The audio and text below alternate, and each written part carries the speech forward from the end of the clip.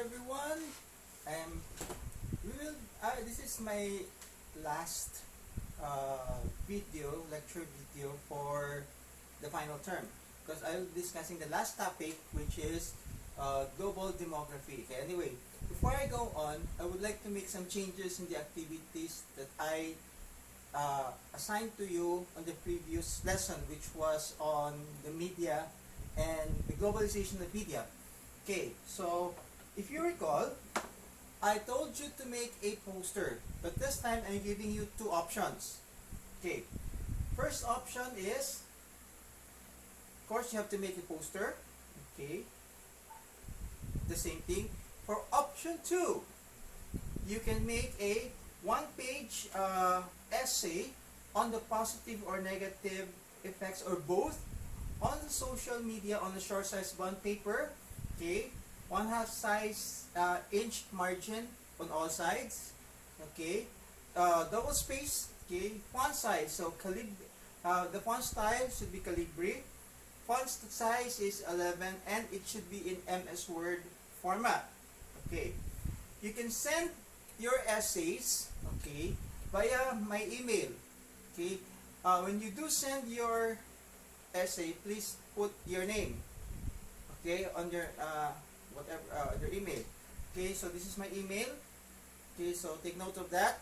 Anyway, I'll be sending you also a copy of the PowerPoint presentation. Okay, so those are the two options that you are going to make. I am pretty sure that you would be opting probably for option 2, but it's your choice. You can go for option 1 or your option 2. Okay, so now let us go to our lesson proper.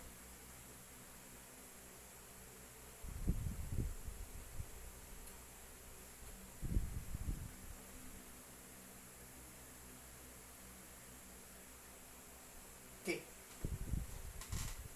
lesson 9, okay, is global demography. The term demography actually means population of a certain area. How dense, okay, how less dense, how very dense is a population in a certain area. In this case, when we talk global demography, the population of a country, okay, of a certain country, how populated this country is compared to other countries. Okay, before we go on, so these are our objectives. First is, we will discuss the relationship between population and economic welfare. Yes, because these two go hand in hand. Okay. Next is, we will identify the effects of population, aging, and overpopulation. Okay.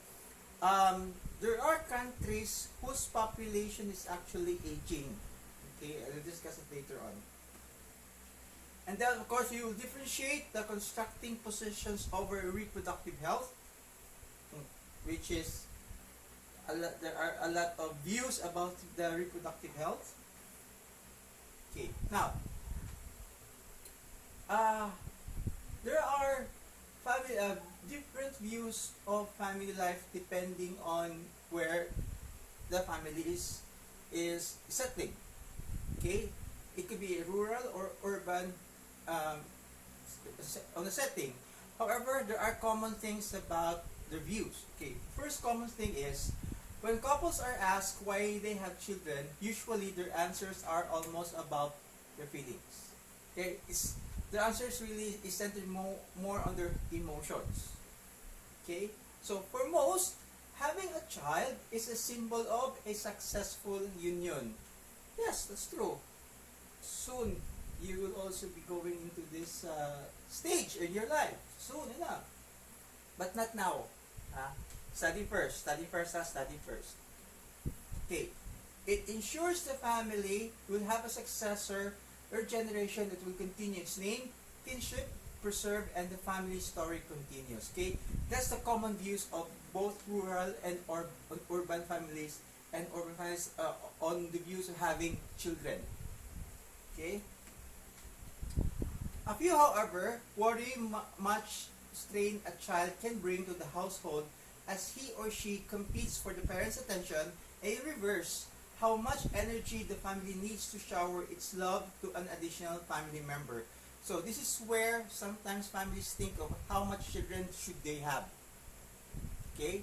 So there are some families that think that if they have this much children, they would have to think about how they will share the love for each child. Okay, you cannot just favor one child to the other. You have to give them equal, okay, equal attention and equal care and equal love.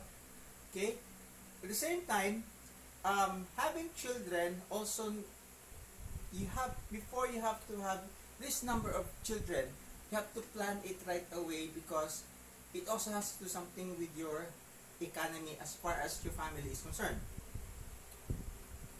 Okay. Now, however, for rural families, they actually view multiple children and large kinship as a network as a critical economic investment. So for those families living in the rural areas, for them, they think that having lots of children, okay, is actually something to do with economic investments. Why? Here. This is the reason why. Because the more children, the better for crop cultivation. So meaning to say, if you are a farmer living in the rural areas, the more children you have, so the more help you'll be getting. That's how they think. That's their way of thinking. Okay. So, however, also in the poorer districts, okay, if you talk of the urban, okay, in the urban setting, let's talk about, there are two models of urban setting. There is the urban setting that has, well, let's just say, middle income to above average to well-to-do families, and we also have this income, the urban settlers that are really on the poorer side. Okay, the poorer districts in the urban areas also have the same way of thinking as to having lots of children as with the rural families. Okay, so the poorer districts in urban areas tend to have more children because the success of their small family business depends on how many of their members can be hawking their wares on the street. So meaning to say, the more children they have, like just like the farmers, the more assistance they can get. Okay, help from the children they can get. Like for example, okay, if they have a sari-sari store, okay, for example, if the father goes to work and the mother has to go to the market, who will tend to the sari-sari store? Natural, is the children. This is one of the reasons. The same thing with in the rural areas. If they're for farmers, okay, if a farmer, let's say for example, if you have this big lot, so you cannot do it alone, correct?